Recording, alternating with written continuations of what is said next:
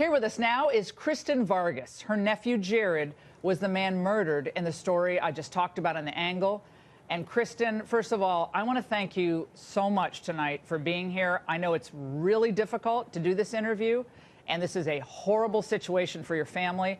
And I just appreciate it so very much, because I think Americans need to hear about Jared's story and what happened to him. Jared, beautiful mind, college student here in San Antonio, hard worker is an understatement. He was always working full-time and going to school, sometimes working 2 jobs, and he had an uncanny ability to balance family, friends, work, school, always smiling. Just an awesome kid. I mean, this is a death that you wouldn't want to happen to an animal. But this man in this country did this, who should never have been in this country, Kristen. And I think it's so important for you and your family to speak out about those people who are continuing to welcome in all these illegal immigrants. And we don't know what their intentions are. A lot of them are just here to work. And indeed, Garcia was working. But it's not a victimless crime, is it? No, it's not. And, you know, you call out the fact that he was working, but he was also committing crimes. So it's just really difficult for us to process now from the outside looking into this and just seeing all of the systemic failures as far as coming here illegally, working here illegally, living here illegally, continuing to break laws, commit crimes, and ultimately taking Jared away from us. And we're very strongly positioned that this was a preventable tragedy, a completely preventable tragedy. And I think that that's what's most difficult as we continue to grieve and try to make some sort of sense of this. Did you hear from any of the politicians in your state? Did you hear from the Castro brothers? Did they call or come visit your family? The Castro brothers absolutely did not. We have had a very, very bright light come into our world. His name is Chip Roy.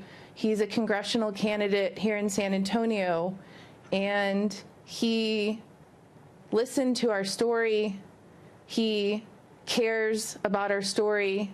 We've developed a personal relationship with him, and it's been really helpful to us to have someone that actually is advocating for us, understands the issues, and as we explain the fractures that we're seeing as victims, he gets the big picture, and we just trust that clearly we need Chip, but we need more of Chip's too, to help not just put pressure on enforcing the existing laws, but influencing change so this can stop. I mean, our mission, our justice position is to not have one other family go through this complete horror that we're having to go through. Senator, I went long on that interview, and I'm sorry because I probably took some of your time, but this is a great family from Texas.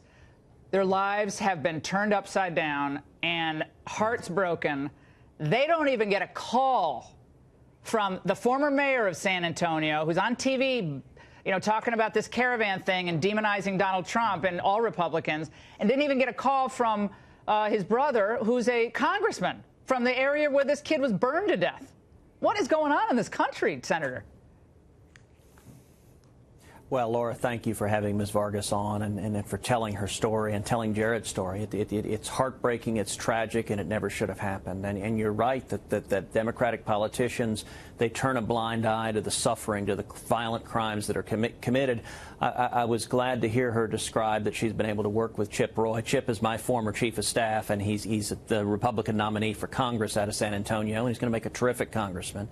And Ms. Vargas should not be suffering this. This individual, this illegal alien, committed multiple crimes, and our revolving door system lets criminals, drug criminals, violent criminals who are illegal aliens stay here. As you noted, he got a voluntary removal order, which he ignored, which is what happens.